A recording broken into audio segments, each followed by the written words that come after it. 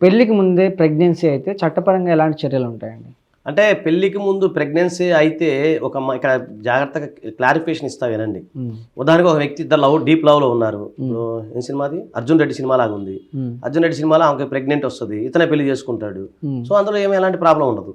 అలా కాకుండా ఆమె వేరే వాళ్ళతో గర్భం చేయించుకొని ఇప్పుడు తెలియకుండా అది పెళ్లి అనేది కన్సీవ్ అనేది ఏదైతే దాచి పెళ్లి చేసుకుంటే మాత్రం దానికి సంబంధించిన ఏదైతే ఉందో అది ముందే గనక తెలిస్తే దానికి సంబంధించి పెళ్లి నల్ అండ్ వైట్ కింద కేసు ఫైల్ చేసుకోవచ్చు. హ్మ్. అలా కాకుండా సుప్రీంకోర్టు గైడ్లైన్స్ ప్రకారం ఈ మధ్యకాలంలో అలాగే ఇండియన్ ఎవిడెన్స్ యాక్ట్ ప్రకారం ఒకవేళ పుట్టిన బిడ్డకి ఎవరైతే ఉన్నారో వాళ్ళే తండ్రి అవుతారు. సో, తెలియకపోతే ల్యాక్ ఆఫ్ నాలెడ్జ్, ఇక్కడ మెయిన్ నాలెడ్జ్ అనేది ఉంటుంది.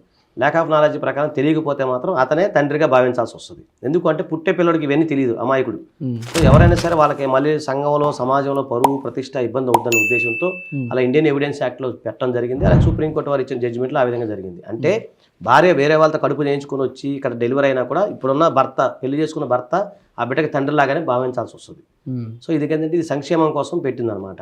కాబట్టి ఆ విషయంలో అదే లేదు. మీరు ఇప్పుడు ఉదాహరణకు పెళ్ళయింది పిల్లోడికి, ఒక అతనికి ఆల్రెడీ భార్య పెళ్ళై 10 రోజులు అవుతుంది, భార్య 2 నెలలు గర్భవతి అనుకోండి. అప్పుడు ఆ విషయంలో నల్ అండ్ వైట్ కింద మీరు ఇమీడియట్‌గా కంప్లైంట్ చేసి తీసేసుకోవచ్చు ఆ కేసు.